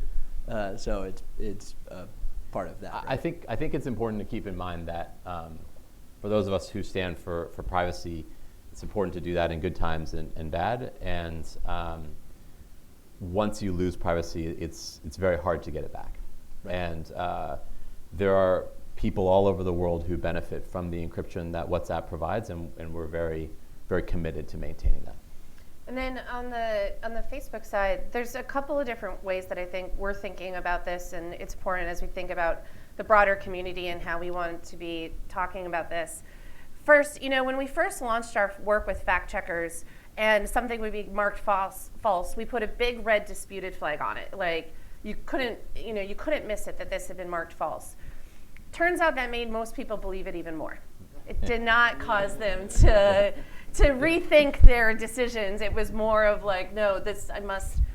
And so there's a lot of work we're doing with psychologists and others of trying to think through what really does cause people to kind of look at additional information and being able to weigh that more. And it's much more subtle ways. So now if something's marked false, you're shown related articles underneath. You're given messaging around that. But there is a tension between how much do you want to alert people that something was false that they may have seen in news feed, because that could actually increase the knowledge of that fake news versus reducing it. And so there's still a lot of work that we're doing on finding the right balance between that and giving people that additional context. We're wanting to give people additional context as to who are they seeing this information from? Who is the publisher or the website that they're seeing this article from? Where else is it being shared? Again, trying to just give them more information so they can build up that resilience themselves of asking those types of questions. But then I think a fundamental one that is around we get the question, why don't you just take false news off the site? Like, why are you even leaving it up? And, we believe right now that Graham has the right to say on Facebook that the sun rises in the west, but he doesn't have the right for us to amplify that. And this is a discussion we should have when it comes to regulation around what speech should be allowed to be up on the internet, where does it cross that line of now I'm screaming fire in a crowded theater, and it's actually causing harm. We also think it's important to leave this information up, because if people want to share it and have a discussion, think about the discussion we had around anti-vax and vaccinations. What is the right balance so that people can have those conversations on the internet about what is right or not? And so I think this is where, you saw in Germany with NetDG, I can never say the name of that legislation, but, they're putting it on us as tech companies to take content down in a short period of time, and we're going to err on the side of taking it down, and then you could be limiting free speech. So as we're just having these conversations, I think this is where, when you're talking about regulating speech and regulating speech on the internet, is something that we're just very much in the beginning of having some of these conversations and what's right or not. I don't speak German, but it translated loosely as the Facebook law. Yeah. So I prefer not to call it that. But one of the points, and I think that the point about the social science behind this is really, really potent, which is to say, if you mark everything as fake, then the audience that you're going to, trying to communicate, right? The audience that is vulnerable to fake news or disinformation. We don't use the term fake news at the DFRLab anymore. It's not a particularly precise research term. But they have a visceral reaction to say, okay, well, not only was I not wrong, I'm more right than you are, right? Because the emotional reaction, which disinformation is an emotional problem, right? Is that you just called them stupid. And so how do we get out of the back and forth on disinformation? If you're in a back and forth in disinformation, if you're having an extended conversation about who's right and who's wrong, then you've already lost. Those who are trying to spread disinformation have already won. So how do we get above that? And it's a collective problem, right? It's going to involve policymakers in government. It's going to involve tech companies. It's going to involve media in a lot of ways.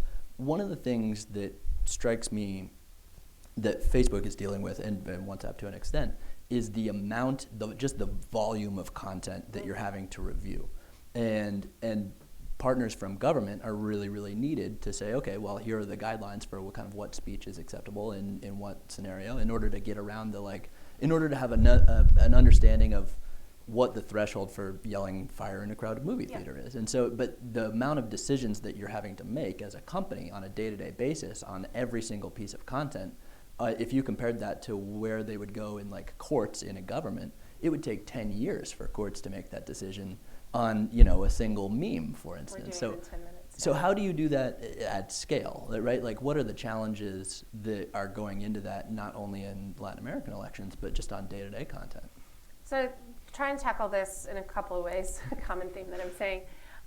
One is, it is a combination of technology and humans.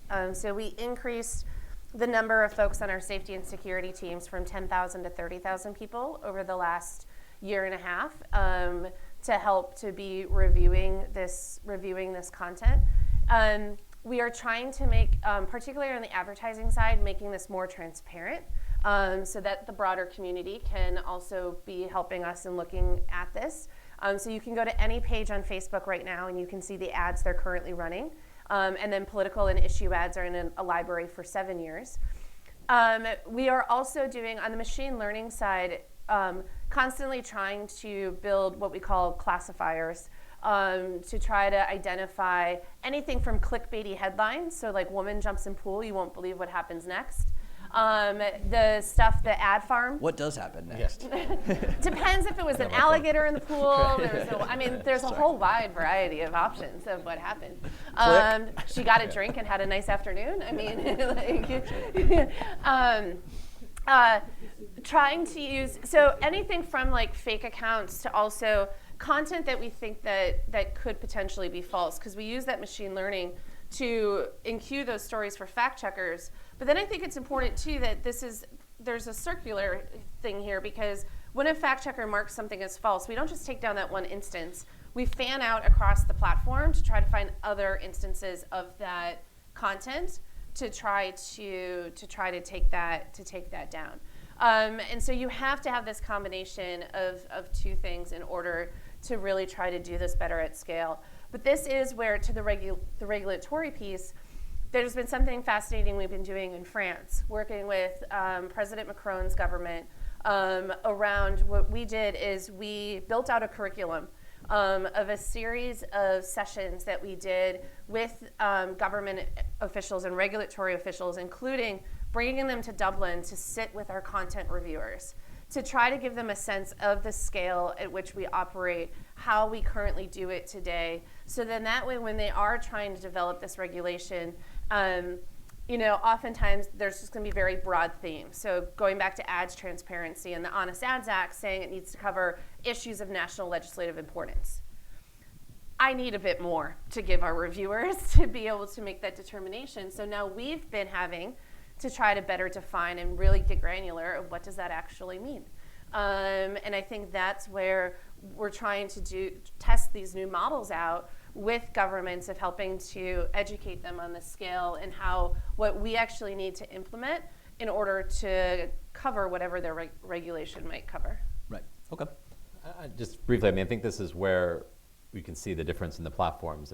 Facebook has the opportunity, I think, to make very nuanced, complicated decisions about the information that people are sharing. And for us, we really have kind of one decision to make: whether an account is able to send any messages at all. Right. And because there's so much more, you can't see the content that people are sharing privately.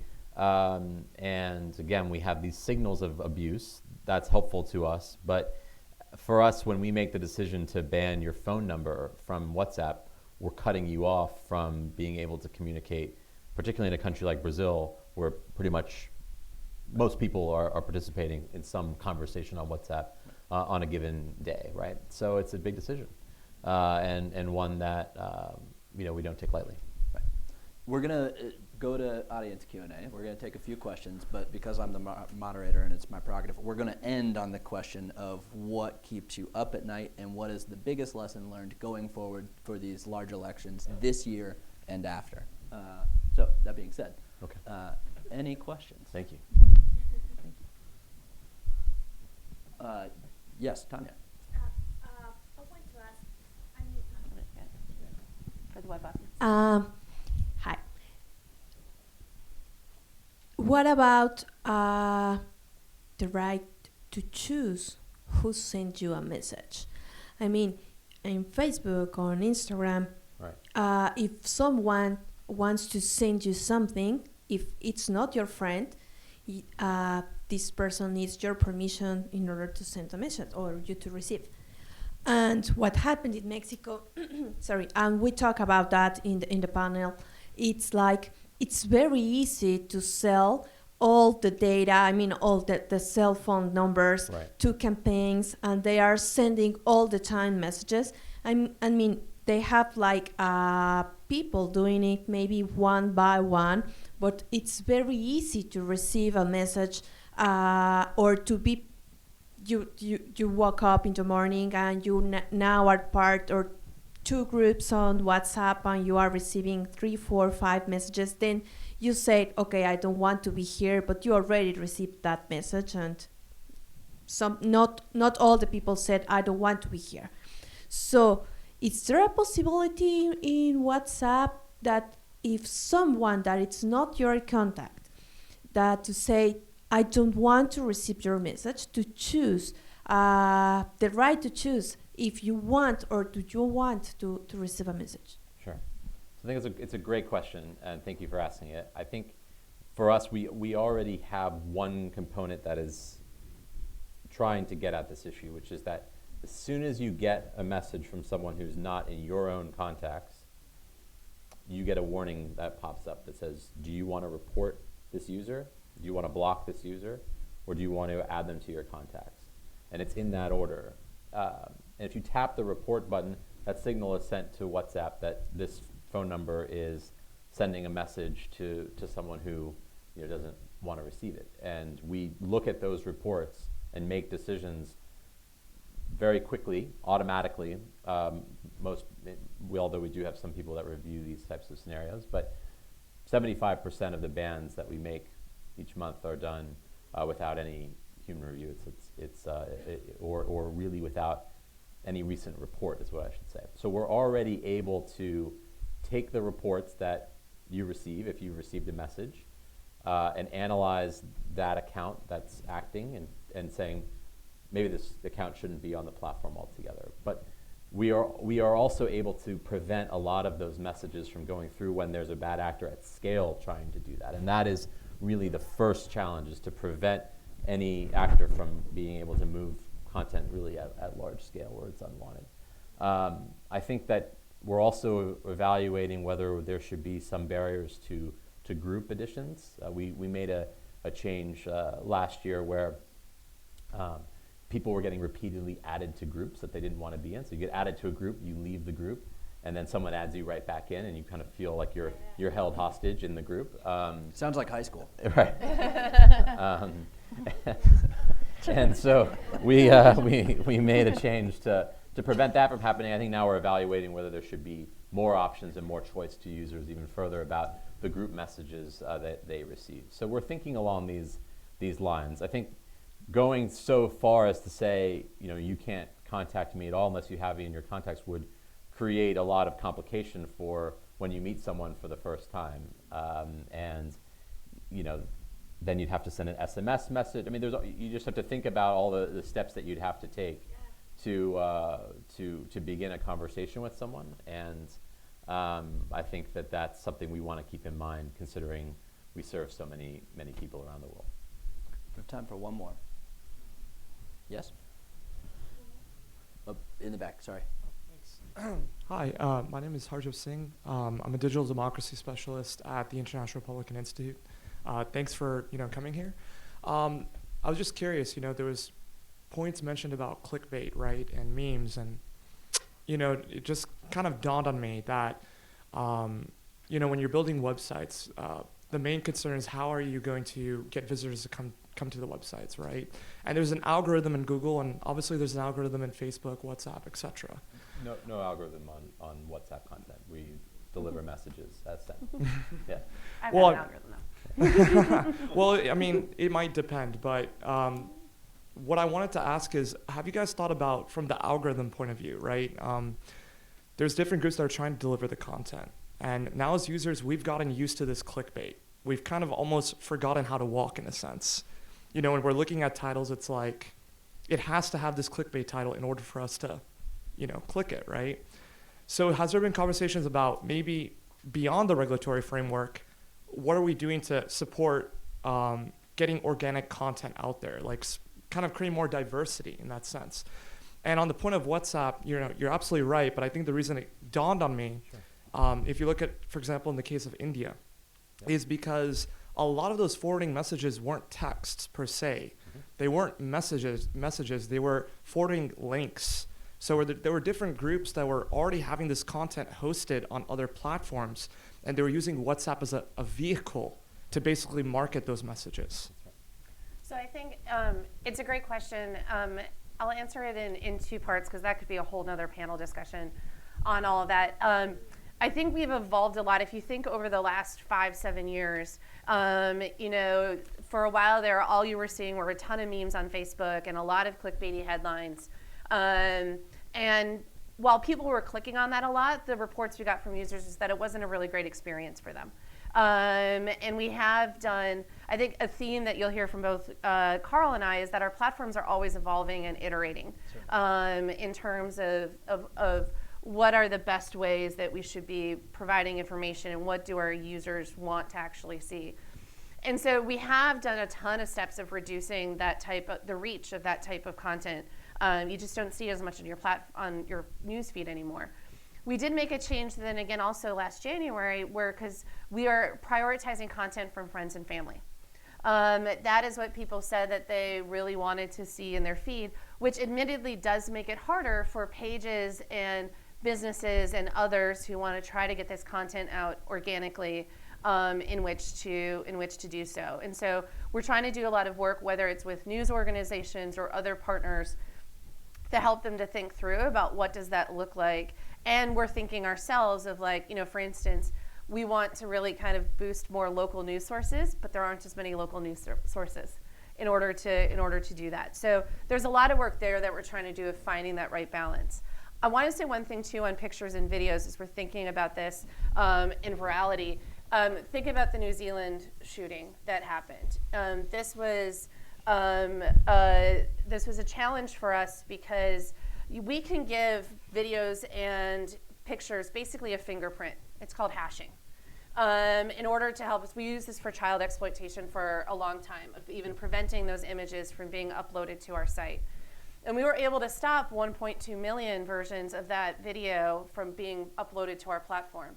But then people started videotaping it off the TV. That gives it a different fingerprint because it looks slightly different. It's not the exact same video. So then we had to move to audio matching. And so we're trying to, as we think about virality, and also when we look at this content, if we see, let's say, an election space, if we see a meme going around about the wrong election date, we can make a fingerprint of that picture and fan out and try to find more. But that technology is still evolving because they could slightly change it, and that's a new fingerprint that we need to make and then find. If I can just do one other thing, is that it's incredibly important, the work that DFRLab is doing, Digital Sherlocks, to identify problematic links, even if they're not on any of the platforms that we work for. Because it goes back to what you just said, that people, for us at WhatsApp, they're sharing privately a link or an image to discuss it generally with friends and family or a group that they might be in. And so the more work that can be done to address this kind of problematic challenges, content, experiences, whatever you may call it, off of WhatsApp, it also contributes in a way to helping people stay safe on our platform as well. So we really appreciate the work that you're doing, what Facebook's doing, what other companies are doing as well to address these kind of challenges. Appreciate that, and a number of those folks are in this room as well. Absolutely. I mean, a lot of it for us is, you know, if we see one piece on WhatsApp, then we want to measure exactly how much audience impact it has on Twitter and on Facebook and on all of the other, across the information environment. And that goes back to the beginning of our conversation about how do we make the entire information environment more resilient. So last question, what keeps you up at night? And for the elections this year, what are your kind of main focuses? What's keeping me up right now is just the sheer number of elections we have over the next 2 months. I mean, massive, massive democracies that we are trying to do a lot in, but if I could have spread these out a little bit more, that would have been awesome. But so I think there's that, because for me it's that I know there's so much more that we have to do, and this is something that, to what Carl said, like solving election integrity is we're never going to hit a point where we're like, we did it, we fixed it, not on to the next problem. This is like built into what we're doing. My big focus, I think, just the one on top of my head right now, is ads transparency. We're rolling out today to all of the EU member states our political ad transparency work. And so wanting to make sure that that goes smoothly is one of the main things that I'm working on. Yeah. And just bluntly, we care deeply about providing end-to-end encryption. And so I think our concern is that through misunderstanding of these issues, or through a sudden concern in a particular country, that we may lose that ability to provide global end-to-end encryption for private conversations, and that's something we think a lot about, and we're always trying now to talk about the importance of that, and we encourage others to talk about the importance of maintaining privacy in people's online communication, and that also to have the opportunity to engage more, so there's a better understanding of how these platforms work, their differences, and how we can solve these problems together. Thank you. As a final note, too many democracies is a great problem to have. Oh, it's a great problem. Sorry, I didn't mean to be No. complaining. But it underscores the challenge, right? I mean, this is a big, democracy is a big, messy kind of conversation of a system, especially in all of these democracies at scale, and especially in all of these national elections that are completely different, where you're essentially trying to solve the same problem or the same challenge, right? But it's, I would say that as a final note, if you have not read the report, please read it. It's outside. Big thank you to both of you for joining us today. All of the speakers in the first panel. Andrew, thank you for joining. But it's up to us, right? It's up to this room. There's not another room at the Atlantic Council or at another organization or in the region that is figuring out how we're going to solve for disinformation. And so at the end of the day, it's going to be this team, it's going to be this group, it's going to be collective across government and media and tech, and we'll say that until the end of time, until all of those groups come together and solve it. But we've made some progress today. We haven't quite solved it. It'll be an ongoing conversation, so this is the beginning of something rather than the end of something. And thank you very much for coming.